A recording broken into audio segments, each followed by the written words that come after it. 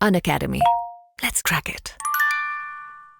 नमस्कार, जय हिंद दोस्तों। मैं शिव मोहन शर्मा स्वागत करता हूं आपके अपने अनअकैडमी प्लेटफॉर्म पे। जैसा कि आप सभी जानते हैं बच्चों कि आपके लिए करंट अफेयर्स के ऐसे टॉपिक हम लेके आ रहे हैं जो कि यूपीएससी में हिंदी माध्यम में रामबाण शामिल होने वाले हैं। आप जानते हैं कि यूपीएससी क्या करता है, जो भी ट्रेंडिंग चीजें चल रही हैं उसमें से कुछ खास चीजें निकाल कर, ये भी नहीं कि डायरेक्टली वही पूछ ले, कुछ ऐसी चीजें चल रही हैं जैसे आप देखिए रसिया यूक्रेन में युद्ध हो रहा है, इससे रिलेटेड बहुत सारी चीजें जो है क्वेश्चन बनने के कगार पे हैं। मेंस का प्री का दोनों का क्वेश्चन बनने के कगार पे, तो आज उसी में से एक खास चीज लेकर आए आपके करंट अफेयर के माध्यम से, जो कि आपके प्री का भी क्वेश्चन बताएगा, साथ में मेंस में कैसे लिखना है उसको भी बताएगा। तो अभी तक अगर आपने इस YouTube चैनल को सब्सक्राइब नहीं किया तो आप तुरंत इस YouTube चैनल को सब्सक्राइब करिए, साथ ही अपने दोस्तों तक शेयर करिए, लाइक और कमेंट करिए। बच्चों चलिए शुरू करते हैं। आज का हमारा टॉपिक क्या है, बिना टाइम वेस्ट किए। तो आज का हमारा टॉपिक है कि व्यापक परमाणु परीक्षण प्रतिबंध संधि क्या है, ये इसका मतलब क्या है इसके अंदर, ठीक है, किनके किनके बीच है, कौन बाहर हो रहा है, कौन अंदर आ रहा है, किस लिए की गई थी, इन सब पर चर्चा करेंगे क्योंकि बहुत ही इंपॉर्टेंट टॉपिक होने वाला है। तो इसको चलिए देख लेते हैं। शुरू करने से पहले जैसे कि मैं कहता हूं कि आपसे 30 सेकंड का टाइम लूंगा। तो बच्चों इस समय अनअकैडमी पे आप जान रहे हैं बहुत ही अच्छा डिस्काउंट चल रहा है, त्योहारों का सीजन चल रहा है। उस त्योहारों के सीजन में बच्चों को ढेर सारे ऑफर दिए जा रहे हैं ताकि बच्चे भी इस त्योहार को खुशी के साथ मनाएं और साथ ही पढ़ाई भी ढेर सारी कर पाएं, ताकि छुट्टियों का भी फायदा अच्छे से उठा पाएं, क्योंकि बहुत सारे एग्जाम लगे हुए हैं, आप जान रहे हैं, लगातार पेपर हो रहे हैं, ठीक है। तो इसी वजह से अनअकैडमी सब्सक्रिप्शन पे डिस्काउंट दे रहा है। तो मान लीजिए अगर अनअकैडमी आपको 5,000 रुपए किसी पे डिस्काउंट दे रहा है, तो अब आपको इस 5,000 रुपए से और ज्यादा डिस्काउंट चाहिए, मान लो 5,000 और डिस्काउंट चाहिए आपको। अब आपके 5,000 की जगह अगर 10,000 बच जाए तो क्या दिक्कत है। तो ये 10,000 रुपए आपको कैसे मिलेंगे, 5,000 रुपए जब आप SU 5 कोड को लगा देंगे तो आपको एक्स्ट्रा डिस्काउंट तुरंत मिल जाएगा। एग्जाम्पल के तौर पर इससे ज्यादा भी डिस्काउंट मिल सकता है, जितने बड़े एग्जाम उतना ज्यादा डिस्काउंट। तो SU 5 कोड का आप उपयोग कर सकते हैं, जिसकी वजह से आपके जेब में थोड़े ज्यादा पैसे बच जाएंगे। आइए डायरेक्टली चलते हैं अपने टॉपिक पे। व्यापक परमाणु परीक्षण प्रतिबंध संधि है क्या। रूस ने हाल ही में कहा है कि वह व्यापक परमाणु परीक्षण प्रतिबंध संधि यानी, ठीक है, comprehensive nuclear test ban treaty, जिसको क्या नाम दिया जाता है, CTBT के अपने अनुसमर्थन को रद्द करने की दिशा में आगे बढ़ रहा है। और ये किसकी न्यूज है, आपके इंडियन एक्सप्रेस की न्यूज है। आप जानते हैं हिंदू और इंडियन एक्सप्रेस की न्यूज बहुत काम की होती है आपके यूपीएससी के लिए। तो इंडियन एक्सप्रेस की न्यूज है, इस पर ही चर्चा करने वाले हैं हम लोग। तो क्या हो रहा है इसमें, आगे बात करते हैं अगर कि क्या है। पहले तो देखें व्यापक परमाणु परीक्षण प्रतिबंध संधि यानी CTBT है क्या।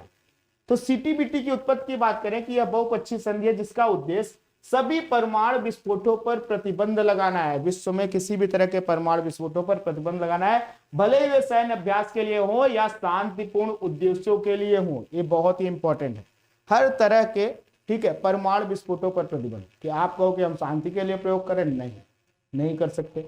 आप कहो कि हम सैन्य अभ्यास के लिए करें, नहीं, आप नहीं कर सकते। तो हर तरह के, ठीक है, परमाणु विस्फोटों की रोक लगाना। बात करें इसकी जड़ें, तो शीत युद्ध के युग में निहित है, जब संयुक्त राज्य अमेरिका और सोवियत संघ क्या कर रहे थे, परमाणु हथियारों को प्राप्त करने में लगे थे तथा कई परमाणु परीक्षण कर रहे थे लगातार। आप देखिए इतने ज्यादा परमाणु हथियार दोनों ने बना लिए कुछ समय बाद, कि आप देखिए कि ये हुआ कि अगर इनके पास इतने ज्यादा परमाणु हथियार है कि अगर ये परमाणु हथियारों का प्रयोग करे तो धरती 200 से 250 बार खत्म हो सकती है। तो ये समझ में लोग क्या है कि अरे बाप रे, बनाते तो जा रहे हैं लेकिन इसका उपयोग क्या है। अब जब धरती खत्म हो जाएगी इतनी बार, तो एक ही बार में जब धरती खत्म हो जाएगी तो 250 बार धरती खत्म करने की जरूरत क्या है।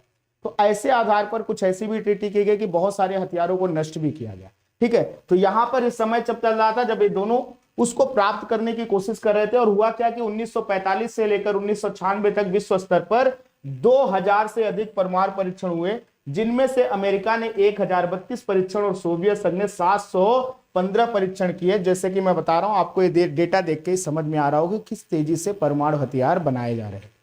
उसी में अगर बात करें आगे कि परमाणु परीक्षणों के पर्यावरण और स्वास्थ्य प्रभाव के विषय में चिंताओं के जवाब में अंतरराष्ट्रीय समुदाय ने परीक्षण को सीमित करने के कई प्रयास किए, क्योंकि आप जानते हैं कि इसका इंपैक्ट सालों रहता है, कई सौ वर्षों तक रहता है। आज भी आप देख सकते हैं हिरोशिमा नागासाकी का इंपैक्ट देख सकते हैं। आज भी बहुत सारी बीमारियां, बहुत सारे लोगों को परेशानियां, आज भी देखिए 1945 और आज 2023 आ चुका है, तब भी परेशानियां आती हैं, ठीक है। तो इसी वजह से अंतरराष्ट्रीय समुदाय ने इसको सीमित करने के प्रयास किए और वर्ष 1963 की सीमित परमाणु प्रतिबंध संधि की गई यानी limited nuclear test ban treaty यानी एलटीबीटी जिसे नाम दिया ने वायुमंडल, बाह्य अंतरिक्ष और जल के भीतर परमाणु परीक्षण पर रोक लगा दी, लेकिन भूमिगत परीक्षणों को अनुमति दी गई। कहां कहां रोक लगी ध्यान रखना है, वायुमंडल में, बाह्य अंतरिक्ष में और जल के भीतर, बाकी भूमिगत परीक्षण आप कर सकते हैं। ठीक है, वहीं अगर बात करें वर्ष 1974 की थ्रेशोल्ड टेस्ट प्रतिबंध ट्रीटी आई टीटीबीटी जिसे नाम दिया गया, 150 किलोटन से अधिक की क्षमता वाले परीक्षणों पर रोक लगाकर क्या किया गया, एक परमाणु सीमा स्थापित करती है। फिर भी यह सभी परमाणु परीक्षणों पर व्यापक प्रतिबंध लगाने में विफल रही। हालांकि दोनों ट्रीटी आई, लेकिन हम देखते हैं कि ये ट्रीटी की वजह से क्या हो रहा था, इन ट्रीटी के आने की वजह से भी परमाणु परीक्षण बंद नहीं हुए, कहीं ना कहीं से कुछ ना कुछ, ठीक है, लेखा जोखा करके अपना काम चलाया जा रहा था, परमाणु परीक्षण लगातार चल रहे थे। तो आगे क्या हुआ, उसी में हुआ है कि सीटीबीटी के साथ सफलता मिली। कैसे, शीत युद्ध की समाप्ति और सोवियत संघ के विघटन, 1990 में जब सोवियत संघ का विघटन हो गया तो क्या हुआ कि व्यापक हथियार नियंत्रण उपायों के लिए अनुकूल वातावरण तैयार किया गया। और क्या किया गया, 1994 में जिनेवा में निरस्त्रीकरण सम्मेलन किया गया। ठीक है, और इस वार्ता में क्या बात हुई, 1996 में संयुक्त राष्ट्र ने सीटीबीटी को अपनाया, जिसने पिछली संधियों द्वारा रिक्त अंतराल को समाप्त करते हुए परमाणु हथियारों के परीक्षण पर पूर्ण प्रतिबंध लगा दिया, पूरी तरीके से रोक लगा दी कि आप परमाणु परीक्षण नहीं कर सकते। हालांकि तब तक इतने हथियार बन चुके थे, इतने हथियार बनाए जा चुके थे, जो कि बहुत ही ज्यादा अथाह बोलते जिसको ना, अथाह हथियार अमेरिका और रूस के पास ऑलरेडी अवेलेबल थे। ठीक है, बात करें अगर आगे, सीटीबीटी सितंबर 1996 में हस्ताक्षर के लिए उपलब्ध हो गया, जो विश्व में परमाणु परीक्षण को रोकने के लिए वैश्विक प्रयास में एक बड़ी प्रगति का प्रतीक हुआ। बात करें इसके अनुसार संधि के, ठीक है, अनुलग्नक 2 में सूचीबद्ध सभी 44 देशों द्वारा अनुसमर्थन किए जाने के 180 दिन बाद सीटीबीटी लागू हो जाएगा। ऐसे राज्य जिनके पास इसे अपनाते समय परमाणु या अनुसंधान रिएक्टर थे, ठीक है, इसको ध्यान में रख के चलना है। तो आपको मिनिमम 44 देश और कितना टाइम लगेगा, मिनिमम 180 दिन लगता है लागू होने के लिए, इसको ध्यान में रखना। हालांकि ये ऑलरेडी लागू हो चुका है, इसी पर आपको एग्जांपल के तौर पर बता रहे कितना समय लगता है। वर्तमान स्थिति अगर देखें इसकी, इस पर 187 देशों द्वारा हस्ताक्षर किए गए हैं और 178 देशों द्वारा अनुमोदित किया गया है। आप देखिए ऑलमोस्ट बहुत सारे देश। अच्छा, इतने सारे देशों का हस्ताक्षर और अनुमोदन का मतलब क्या है, अब अनुमोदन और हस्ताक्षर ऐसे देश कर रहे हैं जिनके पास ऐसे कोई ना हथियार बनाने की उपलब्धि है, ना ही टेक्नोलॉजी है, ना भविष्य में वो कभी सोच। बहुत सारी छोटी छोटी कंट्रियां, बहुत सारे अफ्रीकन देश, बहुत सारे पश्चिमी, आपको देखा जाए यूरोपीय देश जो है आपके पश्चिमी देश इसमें शामिल है, ऐसे बहुत सारे देश हैं जो किसी और के भरोसे चलते, उनको इन सब चीजों की जरूरत ही नहीं, उन्होंने सबने इस पे दिल खोलकर हस्ताक्षर किया। हालांकि यह संधि तब तक औपचारिक रूप से लागू नहीं हो सकती जब तक कि इसे 44 विशिष्ट देशों द्वारा अनुमोदित नहीं किया जाता। इनमें से 8 देशों ने अभी तक संधि का अनुमोदन नहीं किया। और ये कौन से देश हैं, आपका भी देश इसमें शामिल है। ठीक है, चीन है, भारत है, पाकिस्तान है, उत्तर कोरिया है, इजराइल है, ईरान है, मिस्र है और संयुक्त राज्य अमेरिका। संयुक्त राज्य अमेरिका खुद इसमें शामिल है। दूसरों को समझाना बहुत आसान होता है, लेकिन स्वयं कभी वो काम करना हो तो थोड़ा सा मुश्किलात आ जाती है। और संयुक्त राज्य अमेरिका के साथ यही है, वो हर किसी को समझाते रहता है कि ये मत करिए, ये मत करिए, ऐसा मत करिए, वैसा मत करिए, इससे पर्यावरण को नुकसान होगा, इससे मानवाधिकारों का उल्लंघन होगा, इससे ऐसी चीजें होंगी। लेकिन जब स्वयं की बात आती है तो ऐसी चीजों से खुद ही दूर रहता है, बोला नहीं हम सब करेंगे, हमारे अमेरिका वासियों के लिए जरूरत है। ठीक है, तो जनता के नाम पे बहुत सारे काम अमेरिका करते रहता है। तो यहाँ पे देखिए ये सारे देश इसमें शामिल नहीं। बात करें अगर परमाणु हथियार के खिलाफ तो परमाणु हथियार की बात करें तो पृथ्वी पर सबसे खतरनाक हथियार एक ऐसा बम या मिसाइल जिसमें विस्फोट के लिए परमाणुओं का उपयोग किया जाता है। ऊर्जा का परमाणु हथियार या तो परमाणु विखंडन, ठीक है, जिसको परमाणु बम के नाम से जानते हैं, या परमाणु संलयन या हाइड्रोजन बम के नाम से जिसे जानते हैं, ऊर्जा निर्मुक्त जारी करते हैं। ठीक है, यानी कि 2 अणु टूटेंगे, आपने बेसिक साइंस तो पढ़ी होगी। ठीक है, जब विखंडन का मतलब क्या होगा कि 2 अणु टूटेंगे। ठीक है, तो क्या बनेगा, तो आपका बनेगा परमाणु। और जो 2 अणु मिलेंगे, संलयन होगा, जुड़ाव होगा, तो आपका क्या बनेगा, आपका बनेगा हाइड्रोजन। ठीक है, इसको बोलते हैं nuclear fission and nuclear fusion. ठीक है, इसको ध्यान में रखिएगा, बहुत ही छोटी सी चीज है लेकिन दिमाग में रखिएगा। ठीक है, केवल एक परमाणु हथियार भी इतना शक्तिशाली होता है कि वह एक पूरे शहर को नष्ट करने, संभावित रूप से लाखों लोगों को मारने, प्राकृतिक पर्यावरण, भविष्य की पीढ़ियों के जीवन को खतरे में डालने की क्षमता रखता है। और इसका हमने परिणाम देखा है कहां पे, हिरोशिमा नागासाकी जापान में ऑलरेडी ले चुके हैं। द्वितीय विश्व युद्ध के दौरान 1945 में अमेरिका द्वारा पहली और आखिरी बार इसे इस्तेमाल किया गया था। कहां पे, हिरोशिमा और नागासाकी पर किया गया था, और आज तक उसके दुष्परिणाम देखने को मिल रहे हैं। बात करें अगर आगे कि उद्देश्य, परमाणु हथियारों इसकी तकनीक के प्रसार को रोकना है, परमाणु ऊर्जा के शांतिपूर्ण उपयोग को बढ़ावा देना है, परमाणु निरस्त्रीकरण के लक्ष्य को आगे बढ़ाना है, सीटीबीटी का, ठीक है, यह लक्ष्य, ठीक है। परमाणु हथियार अप्रसार संधि आई थी कब, इसको भी ध्यान में लेके चलना, एनपीटी 1970 में आई थी, और उसके लक्ष्य आपके जितने भी उद्देश्य क्या है, सब मेन फोकस किस पे है कि कोई परमाणु परीक्षण ना कर पाए, कोई नए हथियार ना बनाए, परमाणु से रिलेटेड कोई काम ना, मेन यही लक्ष्य लेकर आगे बढ़ा गया था। बात करें अगर कि सदस्य देश कौन कौन है आपके एनपीटी के, ठीक है, सदस्यों की संख्या 119 है, जिसमें 5 परमाणु हथियार संपन्न देश भी शामिल है, जो अमेरिका, रूस, ब्रिटेन, फ्रांस और चीन भी इसमें शामिल है। बात करें अगर आगे कि परमाणु हथियार संपन्न देशों की बात करें, जिन्होंने 1 जनवरी 1967 से पहले परमाणु हथियार या परमाणु विस्फोटक उपकरण का निर्माण और विस्फोट किया, ठीक है, उन्हें परमाणु हथियार संपन्न देश में शामिल कर लिया गया। महत्व क्या है, परमाणु संपन्न देशों द्वारा निरस्त्रीकरण के लक्ष्य के लिए एकमात्र बाध्यकारी संधि यही है।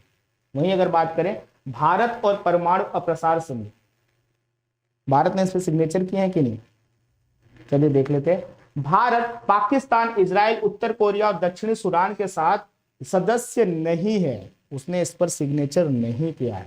भारत एक भेदभावपूर्ण निरस्त्रीकरण नीति के रूप में इसका विरोध करता है, क्योंकि भारत की नीति परमाणु हथियार संपन्न देशों के खिलाफ पहले उपयोग नहीं और गैर परमाणु संपन्न देशों के खिलाफ कोई उपयोग नहीं की नीति है। नहीं, हमारा सीधा सा फंडा है कि पहले हमारे ऊपर अगर कोई परमाणु संपन्न देश परमाणु हमला करेगा तभी हम उस पर परमाणु हथियारों से हमला करेंगे, और जिसके पास परमाणु हथियार नहीं है, अगर मान लीजिए उनसे हमारा कुछ होता है, उनसे हमारा कोई विवाद होता है, तो हम क्या करेंगे, हम उनके ऊपर परमाणु हथियारों से हमला नहीं करेंगे। आप देखिए भारत इस समय बहुत ही ज्यादा फ्रंट में काम कर रहा है। इजराइल से हम अपने नागरिकों को ले आ रहे हैं, हमास ने कुछ ऐसे एयरपोर्ट उड़ाए जो कि इंटरनेशनल एयरपोर्ट थे। भारत ने सीधे तौर पर क्या कहा, भारत ने सीधे तौर पर कहा कि यदि, ठीक है, अगर हमास ने हमारे किसी भी प्लेन के ऊपर हमला किया तो यह भारत पर हमला माना जाएगा और फिर हमसे उन्हीं हिसाब से निपटेंगे। तो आप देखिए कहीं ना कहीं एक वो रणनीतिक बदलाव देखने को मिलेगा आपको, ठीक है, वो जियो पॉलिटिक्स में चेंज दिखेगा, और अब हम खुल के चीजों को बोलते हैं, खुल के चीजों को सामने आते हैं। बात करेंगे एनपीटी समीक्षा सम्मेलन की, तो संधि के कार्यान्वयन की पंचवर्षीय समीक्षा करता है, और व्यापक परमाणु परीक्षण प्रतिबंध संधि यानी सीटीबीटी 1996 में आई। इसका अगर देखिए उद्देश्य क्या है, हर जगह और सभी के द्वारा किसी प्रकार के परमाणु विस्फोटों पर प्रतिबंध लगाना, सीधे तौर पर सब कुछ बंद कर देना। समझौता जिनेवा 1996 में निरस्त्रीकरण सम्मेलन के दौरान हुआ, ठीक है, और खास बात क्या है, हस्ताक्षर करता इसके 185 देश हैं, इसमें भी भारत शामिल नहीं। परिशिष्ट 2 में सूचीबद्ध सभी 44 राज्यों द्वारा इसकी पुष्टि करने के बाद संधि लागू होगी, ठीक है। संधि पर बातचीत और अपनाए जाने के समय परमाणु सुविधाएं रखने वाले राज्यों में से, ठीक है, 44 में से 36 देशों ने इसकी पुष्टि की है, ठीक है। चीन, उत्तर कोरिया, मिस्र, भारत, ईरान, इजराइल, पाकिस्तान और अमेरिका, ठीक है। भारत, उत्तर कोरिया, पाकिस्तान ने भी संधि पर हस्ताक्षर नहीं किया है, क्योंकि ये लगता है कि विभेदीकरण है। जब इनको बनाना था तब इन्होंने परमाणु हथियार बना लिए, और जब कोई और देश इसको बनाना चाह रहा है तो उस पर रोक लगाना कहीं से भी, ठीक है, सही नहीं। इस बात को ध्यान में रख के चलना है। बात करें अगर आगे कि सीटीबीटी संगठन की, तो संधि को बढ़ावा देता है ताकि यह लागू हो सके। मुख्यालय इसका वियना में खोला गया है, ठीक है। मिसाइल प्रौद्योगिकी नियंत्रण व्यवस्था एमटीसीआर क्या है, 1987 में इसकी स्थापना की गई थी। एक अनौपचारिक और स्वैच्छिक साझेदारी है, कानूनी रूप से बाध्यकारी होती है जो इसमें शामिल होता है, और 1987 में G7 देशों द्वारा इसे स्थापित किया गया था, ठीक है, एमटीसीआर को। बात करें अगर आगे कि गैर सदस्य देशों के 500 किलोग्राम विस्फोटकों के साथ 300 किलोमीटर या उससे अधिक दूरी तक मार करने में सक्षम खतरनाक मिसाइलों, अन्य हथियारों या उपकरणों के निर्यात पर प्रतिबंध लगाता है।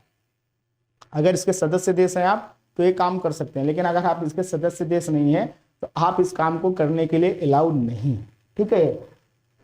इसकी श्रेणियां देखी जाए, श्रेणी 1 में सभी रॉकेट यूएवी सिस्टम, ठीक है, 500 किलोग्राम विस्फोटक 300 किलोग्राम के लिए बिना किसी शर्त के निर्यात से इनकार की सशक्त धारणा के अधीन है। वहीं अगर बात करें इस तरह की वस्तुओं के निर्यात से इनकार करने के बिना शर्त मजबूत धारणा के अधीन किया जाता है। वहीं बात करें अगर श्रेणी 2 में क्या बात शामिल है, कम संवेदनशील और दोहरे उपयोग वाली मिसाइलें संबंधित घटक तथा अन्य पूर्ण मिसाइल प्रणालियां, ठीक है, जिसकी सीमा 300 किलोमीटर तक निर्धारित है, इनका निर्यात लाइसेंसिंग आवश्यकताओं के अधीन।